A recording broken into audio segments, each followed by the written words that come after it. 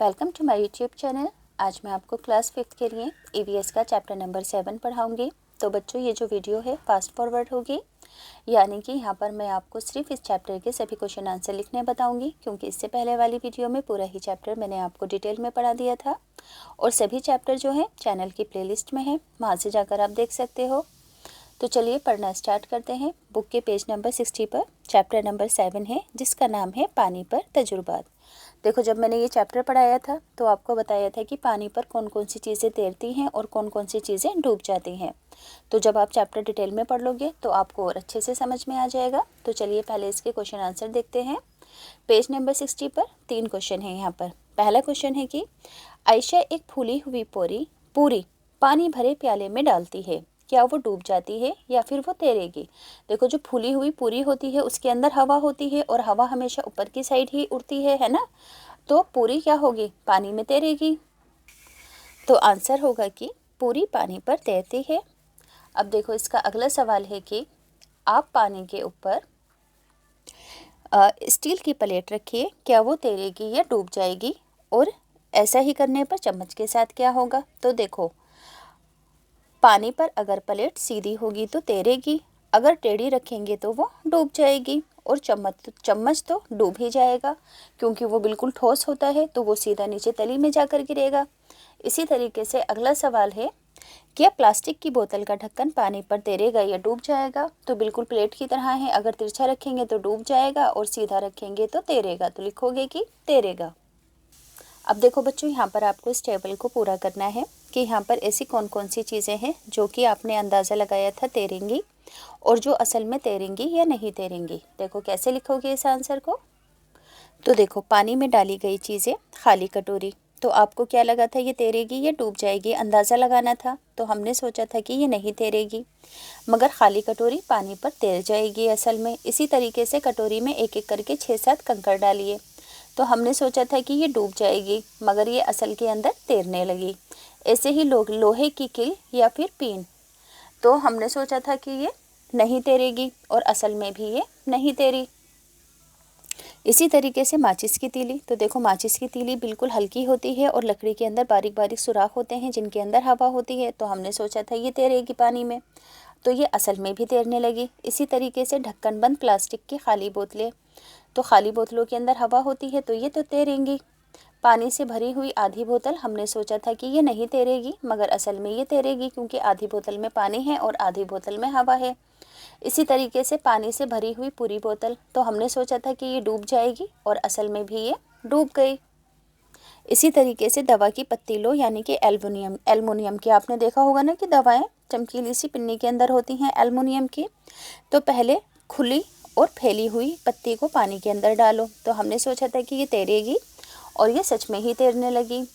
अब मोड़ कर डालेंगे, तो हमने सोचा था कि ये डूब जाएगी और असल में भी ये डूब गई। क्या एक कप जैसी शक्ल के अंदर अगर हम इस पन्नी को डालेंगे तो वो तैरेगी, है ना, और असल में भी वो तैरने लगी। इसी तरीके से साबुन की टिकिया, हमने सोचा था तो डूब जाएगी और वो असल में भी डूब गई। प्लास्टिक की प्लेट पर साबुन की टिकिया रखेंगे तो वो तैरेगी, है ना, और असल में भी तैरने लगी। बर्फ़ का एक टुकड़ा, हमने सोचा था कि ये नहीं तैरेगा, मगर असल में ये तैरने लगा, क्योंकि इसके अंदर बारीक बारीक हवा के बबल्स भी होते हैं, तो इस वजह से ये पानी पर तैरने लगा। अब देखो बच्चों, यहाँ पर 2 क्वेश्चन और हैं। एक गिलास में थोड़ा सा पानी लीजिए और उसमें एक नींबू डालिए। अब गिलास में आधा आधा चम्मच करके नमक डालिए। क्या आपने नींबू को पानी पर तैराने में कामयाब हुए। बच्चों, इस टेबल के नीचे ये वाले फिलअप्स भी हैं। पहले हम इन वाले फिलअप्स को भर लेते हैं, फिर नींबू वाले आंसर का मैं बताऊंगी कि आपको किस तरीके से लिखना है। पेज नंबर 62 है, हर जगह पर मैंने पेज नंबर मेंशन किया हुआ है ताकि आपको क्वेश्चन आंसर बुक में फाइंड करने में ईजी रहे। तो देखो, फिलअप्स को आप किस तरीके से फिल करोगे। लोहे की कील पानी में डूब गई, लेकिन कटोरी तैर रही थी। ऐसा इसलिए हुआ होगा क्योंकि कील के ज़रिए जो पानी हटाया गया था वो पानी का वज़न कील के वज़न से कम था। जब भी पानी का वज़न चीज़ के वज़न से कम हो जाता है तो वो चीज़ें डूब जाती हैं। प्लास्टिक की खाली बोतल पानी पर तैरती रही। पानी से पूरी भरी बोतल पानी में डूब गई, क्योंकि इसके ज़रिए हटाए गए पानी का वज़न बोतल के वज़न से कम था, है ना, इसी वजह से वो डूब गई। जब भी पानी कोई भी चीज़, है ना, हटाती है, कम वज़न होता है, तो वो चीज़ें डूब जाती हैं जब वो कम पानी हटाती हैं। इसी तरीके से देखो यहाँ पर है एल्युमिनियम। एल्युमिनियम की पत्ती जब फैली हुई थी तो वो तैर रही थी, और जब उसको मोड़कर गोली बना दी गई तो ये डूब गई। ऐसा इसलिए हुआ कि इसके ज़रिए हटाए गए पानी का वज़न गोली के वज़न से कम था। तो स्क्रीनशॉट लेकर सभी फिलअप्स को आप फिल कर लेंगे। अब देखो इस पेज नंबर 63 पर 2 क्वेश्चन हैं। अभी मैंने क्वेश्चन पढ़कर बताया था, दोबारा पढ़ती हूँ कि एक गिलास में थोड़ा पानी लीजिए और उसमें एक लीमू डालिए। अब गिलास में आधा आधा चम्मच नमक डालिए। क्या आप अपने लीमू को पानी पर तैराने में कामयाब हो पाए? तो आंसर में लिखोगे कि अगर लीमू में नमक की मुनासिब मिकदार होगी तो लीमू पानी के अंदर तैरेगा, यानी कि ज़्यादा अगर हम नमक पानी में शामिल कर देंगे तो इससे क्या होगा कि पानी भारी हो जाएगा और नींबू नमक के ऊपर तैरने लगेगा। अब देखो अगला सवाल है कि आपके ख्याल में लीमू नमक के पानी में तैरता है, इसकी क्या वजह है? तो आंसर लिखोगे कि नमक मिलाने के बाद पानी भारी हो गया होगा और लीमू के ज़रिए हटाए गए पानी का वज़न लीमू के वज़न से ज़्यादा हो गया होगा, तो इसी वजह से नींबू पानी के ऊपर तैरने लगा। समझ में आया? जब पानी भारी हो जाता है और उसमें नींबू डाला जाता है तो पानी का जो वज़न होता है ना, वो लीमू के वज़न से ज़्यादा हो जाता है, तो इस वजह से नींबू हल्का होकर पानी के ऊपर तैरने लगता है।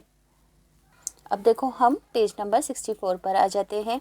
यहाँ पर एक टेबल है और आपको इसे पूरा करना है और ये बताना है कि ये सभी चीज़ें पानी में घुलेंगी या फिर थोड़ी देर बाद घुलेंगी। तो देखो सबसे पहले है नमक घुल जाएगा पानी में और नमक पानी में मिल जाएगा। मिट्टी भी घुल जाएगी, मगर मिट्टी पैंदे में नीचे बैठ जाएगी। खड़िया का पाउडर यानी कि चॉक पाउडर ये घुल जाएगा, मगर पाउडर पैंदे के अंदर बैठ जाएगा। इसी तरीके से दूध भी घुल जाएगा और दूध पानी में पूरी तरह से मिल जाएगा। इसी तरीके से है तेल, तो तेल पानी में नहीं घुलेगा, तेल ऊपर तैरता रहेगा। अब देखो यहाँ पर 4 क्वेश्चन हैं। बताइए क्या आपको पानी में घुलने के बाद नमक दिखाई दिया? अगर नहीं दिखाई दिया तो क्यों नहीं दिखाई दिया? सवाल समझ में आया कि नमक अगर पानी में घुल गया तो वो आपको नहीं दिखाई दिया, तो इसकी क्या वजह थी? तो देखो आंसर पहले का सवाल आप लिखोगे कि नहीं, क्योंकि नमक पानी में पूरी तरह घुल गया। क्या अब पानी में नमक मौजूद नहीं है और वो कहाँ चला गया?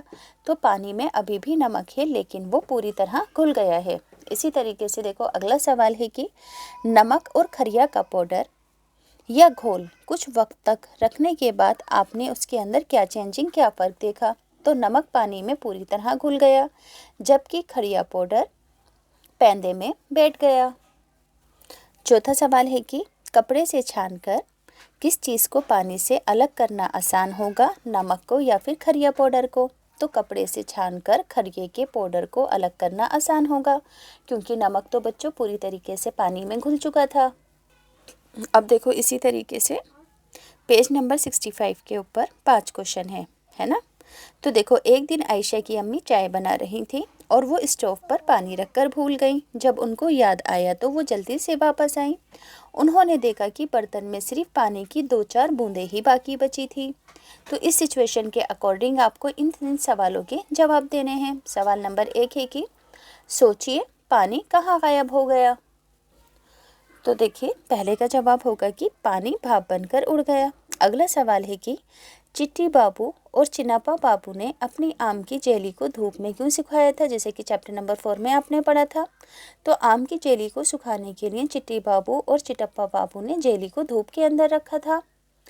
अब अगला सवाल है कि आपके घर में धूप में सुखाकर कौन सी चीज़ें बनाई जाती हैं? तो पापड़, बड़ियाँ, अचार, आलू की चिप्स वगैरह बनाई जाती है। अब देखो पेज नंबर 66 पर 3 सवाल हैं कि पहला सवाल है कि आपने अपना रुमाल धोया है और आप इसे जल्दी सुखाना चाहते हैं, तो इसके लिए आप क्या कर सकते हैं?